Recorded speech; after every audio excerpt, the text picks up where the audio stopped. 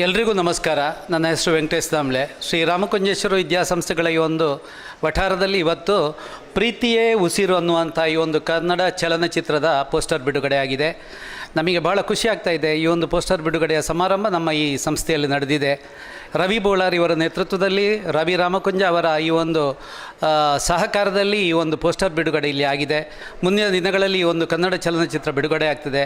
ಎಲ್ಲ ಕನ್ನಡ ಅಭಿಮಾನಿಗಳು ಈ ಒಂದು ಚಲನಚಿತ್ರವನ್ನು ಪ್ರೋತ್ಸಾಹಿಸಬೇಕಾಗಿ ಎಲ್ಲರಲ್ಲಿ ಕೇಳಿಕೊಳ್ತಾ ಇದ್ದೇನೆ. ನಮಸ್ಕಾರ.